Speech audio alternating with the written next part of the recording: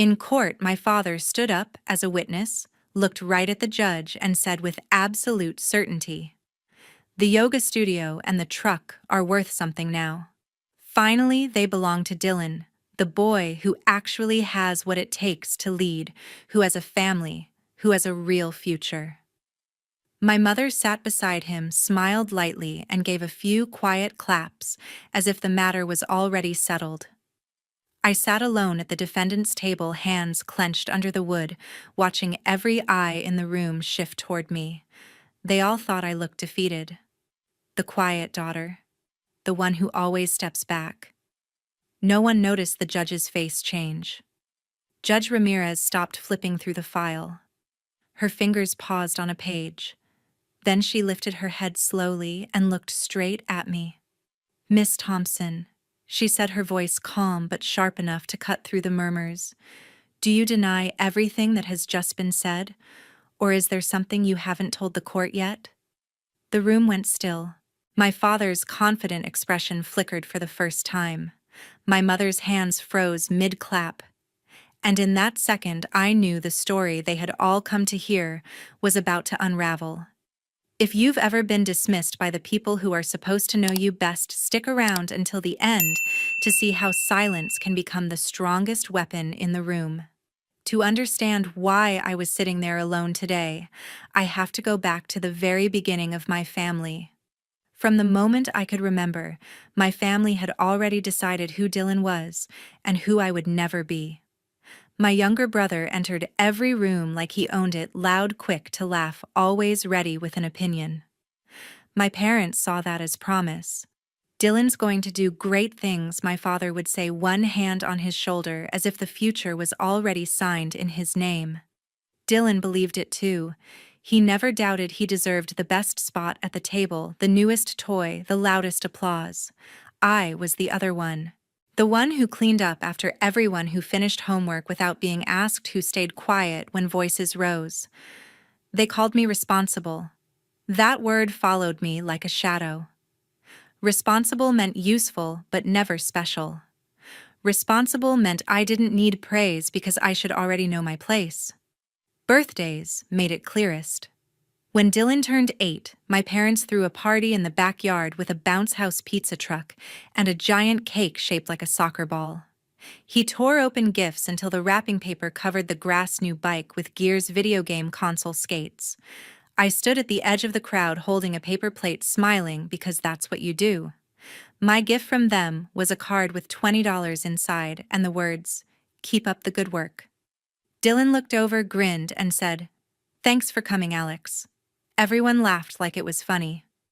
I forced a smile and went inside to help my mother clean the kitchen before the party ended.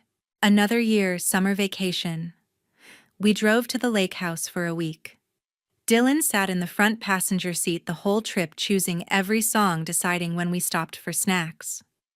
I sat in the back with the cooler and bag's knees pressed against the seat in front. When we arrived, he picked the bedroom with the best view. I took the fold-out couch in the living room. No one asked. No one needed to. That was just how things worked. The moment that broke something inside me happened when I was 11. Our family had a glass vase on the entry table, something my mother loved, blue and fragile. One afternoon, Dylan was running through the house with a soccer ball. He kicked it hard. The ball hit the table. The vase fell and shattered across the tile. I was in the next room reading. My parents rushed in. Dylan started crying before anyone spoke. It slipped. I didn't mean to. My father looked at the pieces, then at me standing in the doorway. "Alexandra, why didn't you stop him?" he asked. I opened my mouth to explain I wasn't even there, but my mother cut in. "She's always around when things go wrong." Dylan kept sobbing. My father turned to him, softened. "It's okay, son. Accidents happen." Then he looked back at me. "You're older. You should have been watching. You're grounded for the weekend. No books, no TV." I tried to speak, but I was in my room. My father's voice sharpened. "Enough. You always have an excuse. You're the one who causes trouble." Dylan peeked from behind my mother, tears drying, already a small smirk when no one was looking. That night, I sat on my bed in the dark pieces of the day replaying. I cried quietly into my pillow so no one would hear. For the first time, I understood something cold and clear. Telling the truth didn't matter. Being right didn't matter. Speaking up only made the room colder, the voices louder, the punishment longer. From then on, silence became my safest choice. If I stayed quiet, they couldn't twist my words. If I stayed quiet, I could survive. Years passed that way. High school brought more of the same. Dylan played varsity soccer, got invited to every party, dated the popular girls. My parents attended every game, cheered until their voices cracked. I made honor roll every semester, joined the debate team because it let me speak without anyone interrupting, but they never came to a single match. "We're busy with Dylan's schedule," my mother would say. "You understand, right?" I nodded. I always nodded. I started working part-time at 16, stocking shelves at the local bookstore after school. The money went into a savings account my parents didn't know about. I bought my own clothes, paid for my own phone plan, filled the gas tank without asking. Independence wasn't rebellion, it was protection. If I relied on them, I owed them. If I owed them, they could take. By the time I graduated high school, Dylan was already talking about college scholarships and big plans. I got into a state university with a partial scholarship and worked 2 jobs to cover the rest. My parents threw him a big send-off party. Mine was a quiet dinner at home. "You'll be fine," my father said, patting my shoulder. "You're responsible." I left for college without fanfare, and for the first time in years the house felt quieter without me. Not because they missed me, because the person who always cleaned up, who always stepped aside, was finally gone. That silence I learned as a child stayed with me. It followed me through dorm rooms, late-night shifts, and early mornings. It became part of who I was. Not weakness, survival. But survival has a cost. And years later, when Grandfather Harold left me the yoga studio, and the truck that cost finally came due. Grandfather Harold passed away quietly on a Tuesday morning in late autumn. He had been ill for months, but he never complained. The last time I saw him alive, he handed me an old envelope containing a handwritten will, yellowed paper, his shaky signature at the bottom. "This is yours, Alexandra," he said, pressing the envelope into my hand along with a set of keys and the original property deed. "You've always been the one who showed up." Dylan never did. He had owned a small yoga studio on the edge of town for over 30 years. It was a simple brick building with cracked windows, worn wooden floors, and a single large room lined with mirrors. Attached to it was an old delivery truck he used to haul mats, block straps, and sound equipment to outdoor classes in the park. The place hadn't turned much profit in the last decade. The equipment was outdated, the heating system unreliable, and the parking lot needed repaving. My family dismissed it immediately. "That old thing," my father said over dinner the next evening, "it's barely worth the land it sits on. Sell it quick and split the money." My mother nodded. Dylan shrugged and changed the subject. I didn't argue. I simply took the keys and drove to the studio the following weekend. The door creaked when I unlocked it. Dust floated in the sunlight. The mirrors were streaked, the walls needed paint, and the truck in the back lot had a flat tire. But the space felt solid. It felt like something that could be fixed. Something that could belong to me.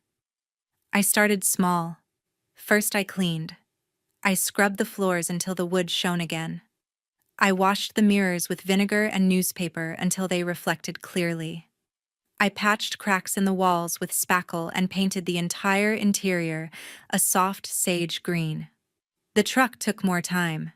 I replaced the tire, changed the oil, and had the brakes checked. Every expense came from my savings account, the one I had built quietly since high school. I didn't ask my parents for help.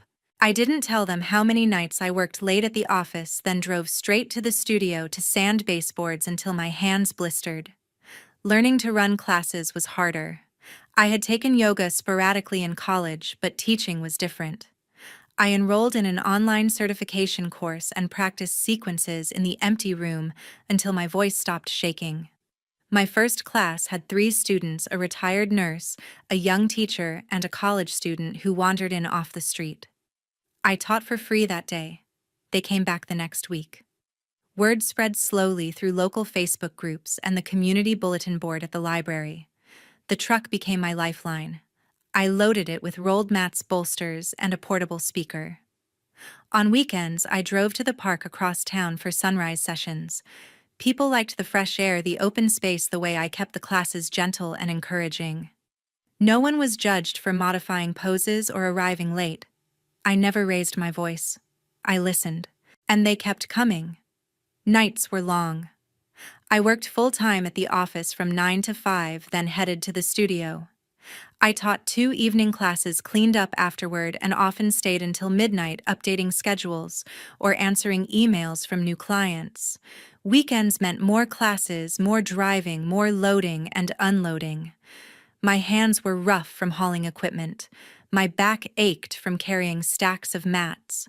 But every time a student thanked me after class saying they felt calmer than they had in months, the exhaustion felt worth it.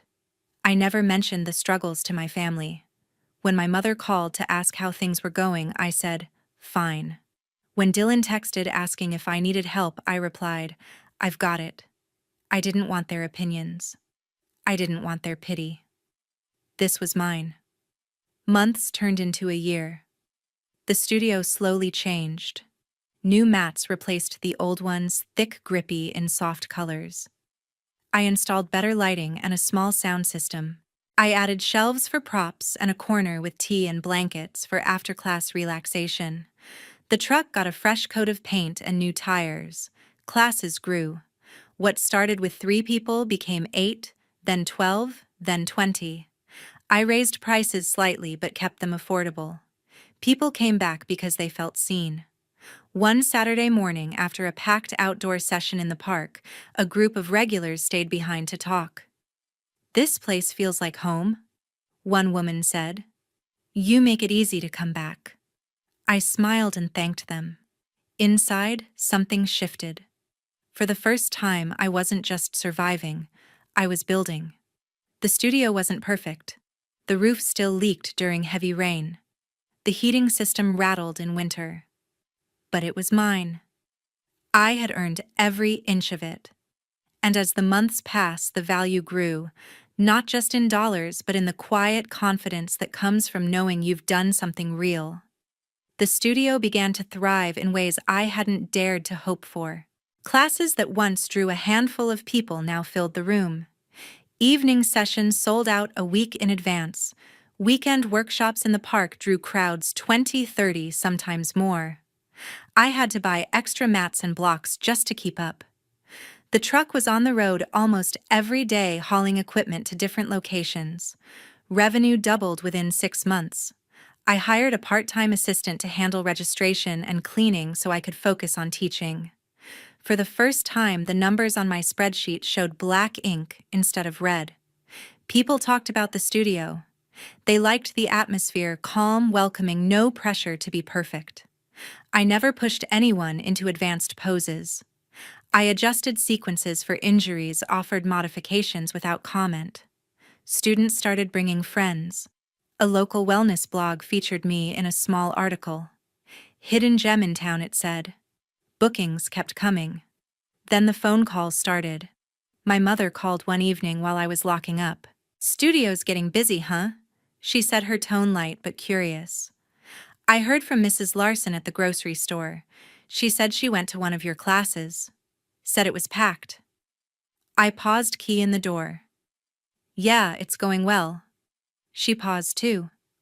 "That's good. Really good." The conversation ended quickly, but something felt different. She had never asked about the studio before. A few days later, Dylan showed up unannounced. He walked in during a slow afternoon class wearing jeans and a hoodie, hands in pockets. "Hey, Alex," he said after the students left. "Place looks different. Nice job." He looked around, nodding like he was appraising real estate. "I've been thinking. You're doing great. but it's a lot for one person. Let me help manage it. I could handle the business side, scheduling, marketing. We could make it bigger. I wiped down a mat and kept my voice even. I've got it under control. He smiled, but it didn't reach his eyes. Come on. We're family. Why not share the load? I shook my head. I built this alone. I don't need help. He left without pressing further, but the visit lingered in my mind. The next week he texted, "Talk to Dad and Mom. They think it's unfair you have the whole thing. Maybe we split the profits 50-50. Families should benefit together." I stared at the message for a long time before replying. No, it's mine. He didn't respond right away. When he did, his tone shifted. You're working too hard. You look exhausted. Doing this alone is going to burn you out. You're not strong enough for this long term. I didn't answer. I put the phone down and went back to preparing for the next class. But the words stayed with me like a splinter under skin. He called a few days later. Listen, Alex. Everyone in the family thinks I should be the one running it. I'm better at the big picture. You're good at the details, but this is getting too big for you. You said once that if it ever got valuable, we'd figure something out. Remember, I remembered no such conversation.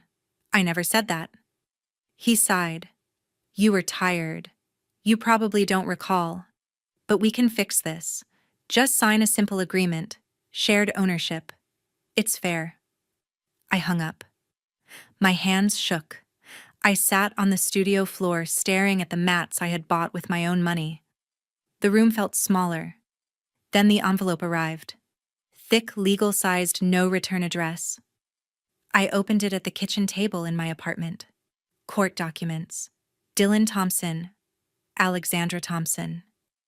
Petition for ownership transfer of the yoga studio and vehicle.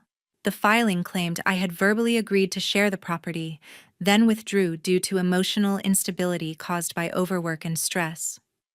Attached were affidavits from my father and mother, stating they had witnessed conversations where I expressed doubt about managing it alone. They signed without hesitation. The betrayal hit like a physical blow. I read the pages twice, then set them down. My chest tightened. My eyes burned. But I didn't cry. I had learned long ago that tears changed nothing. I called James Whitaker, the lawyer I had found through a colleague at work. He listened without interruption. When I finished, he said, "This is weak. No written agreement, no financial contribution from him. We'll fight it." I thanked him and hung up. The court date was set for 6 weeks later. I kept teaching. I kept driving the truck. I kept smiling at students. But every night alone in the studio after closing, I felt the weight of what was coming. Not fear, not anger. Something colder. Resolve. They thought they could take what I had built. They were wrong. The courthouse felt colder than I expected that morning. I walked in alone, carrying only a folder with my notes. Dylan was already there, sitting between my parents, dressed sharply, looking relaxed. My father nodded at a few people he knew in the gallery. My mother adjusted her scarf and avoided my eyes. James Whitaker greeted me quietly at the defendant's table. "We're ready," he said. I nodded and took my seat. The hearing began with Dylan's lawyer standing first. He spoke smoothly, painting a picture of me as someone overwhelmed by responsibility. "Miss Thompson has shown signs of emotional strain over the past years," he said, listing long work hours, isolation from family, and moments where I had admitted fatigue. He framed it as concern. "My client, her brother, only wants to ensure the business is managed properly for her sake as much as anyone's." He called Dylan to the stand.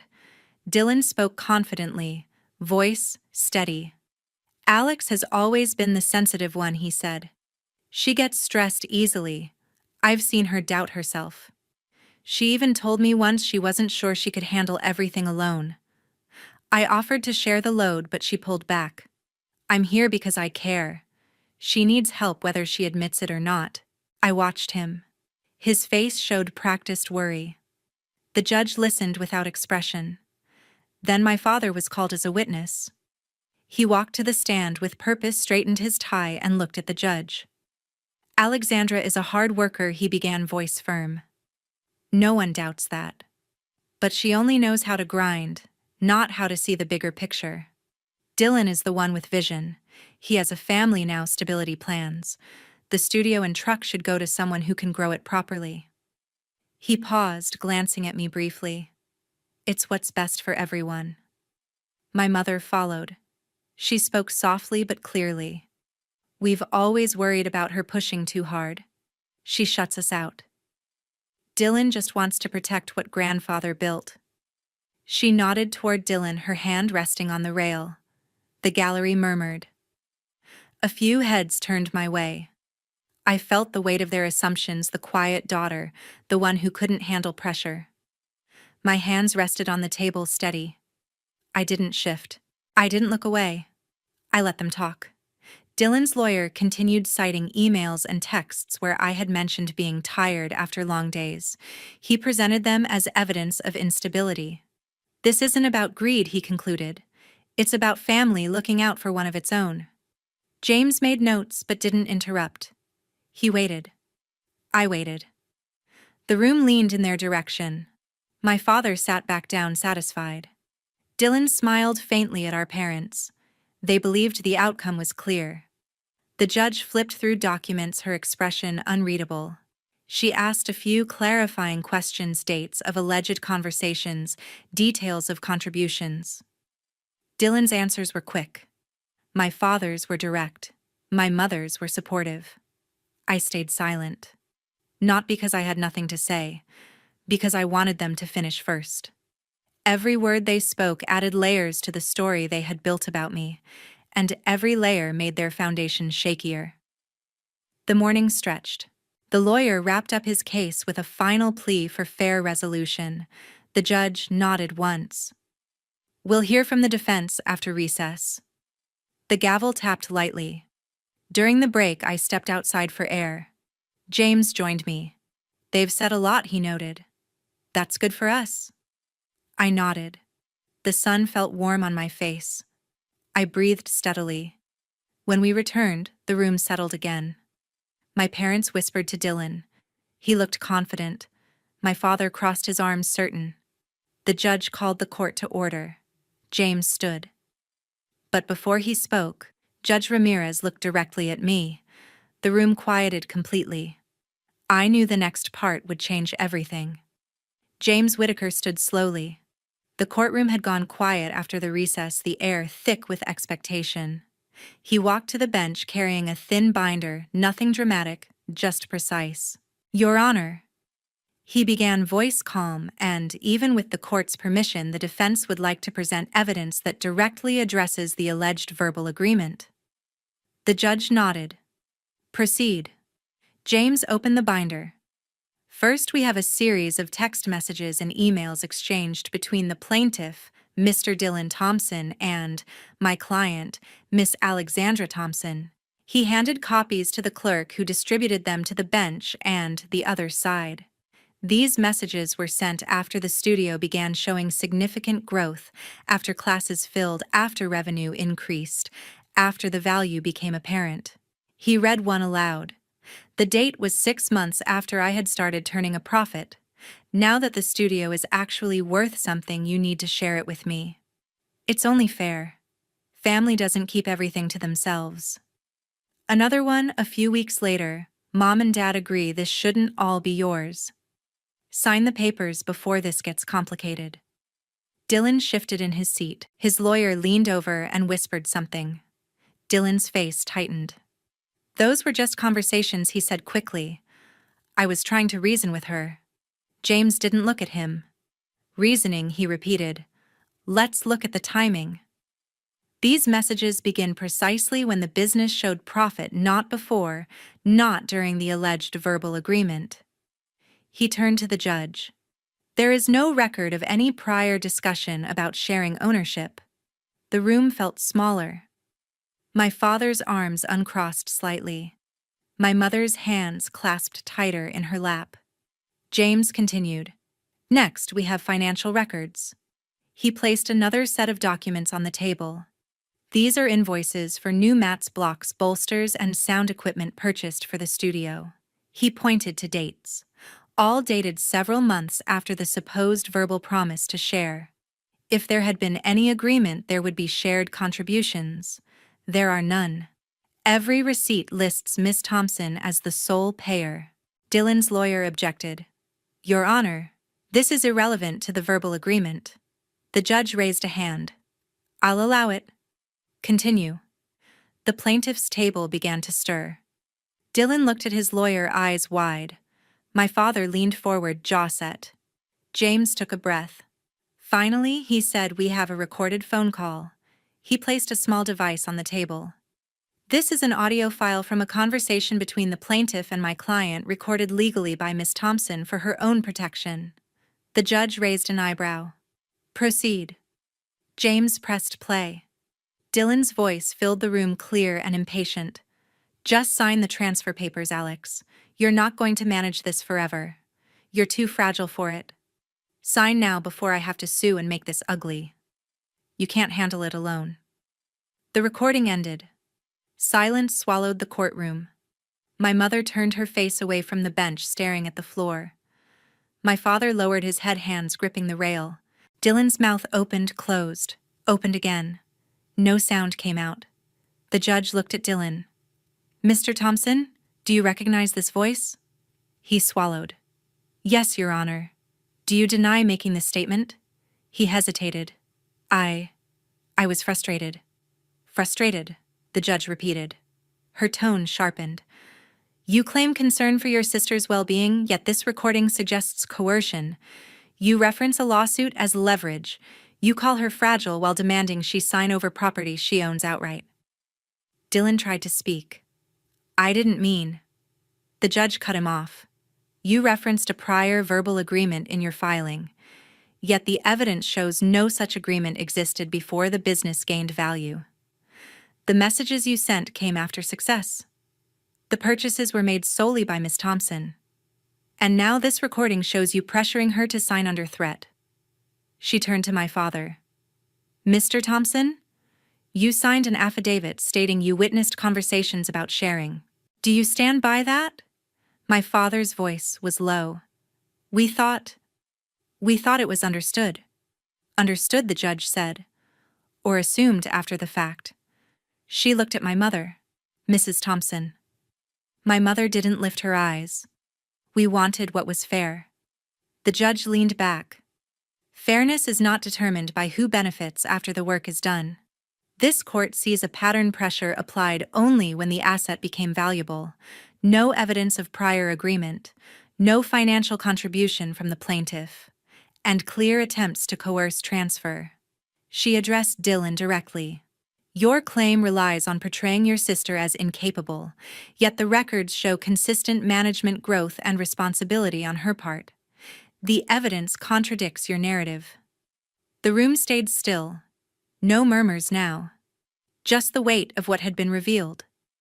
James returned to his seat. He didn't smile. He didn't need to.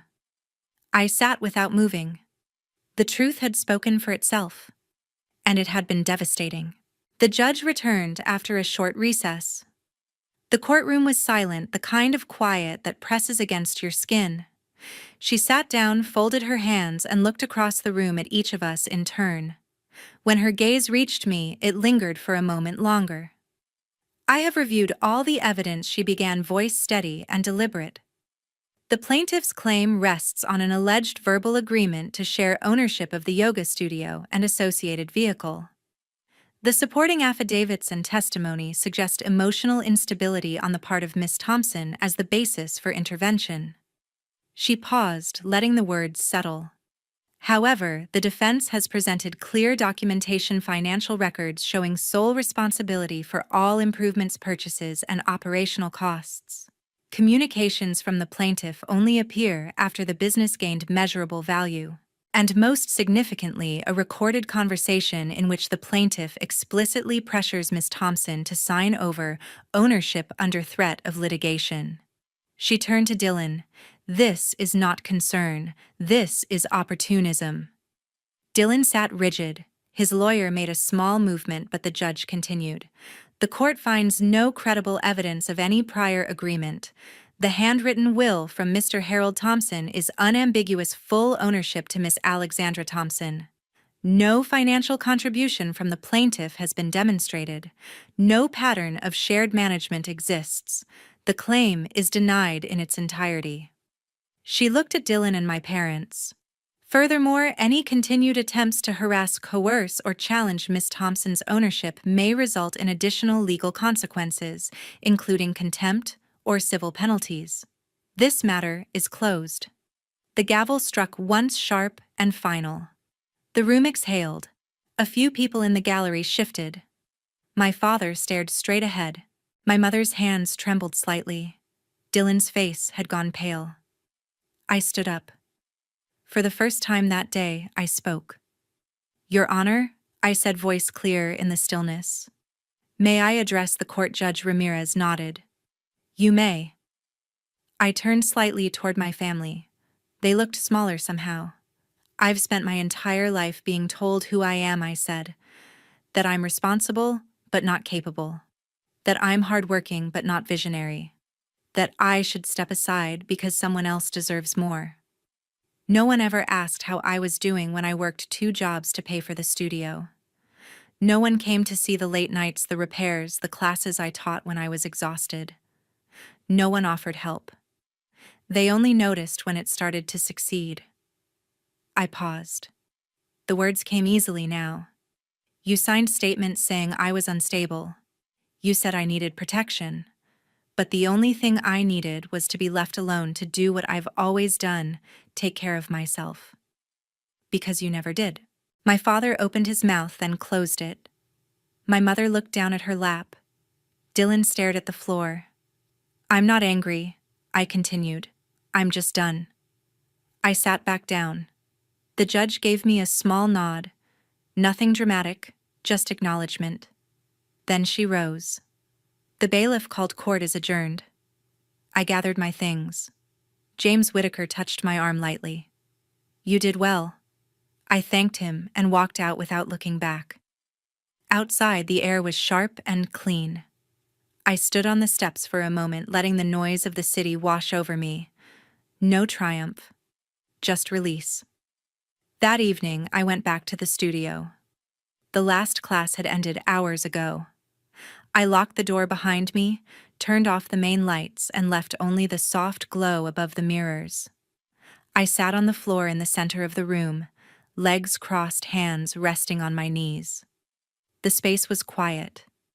No music, no voices. Just the faint hum of the heater and the occasional creak of the old building settling. I thought about the years before.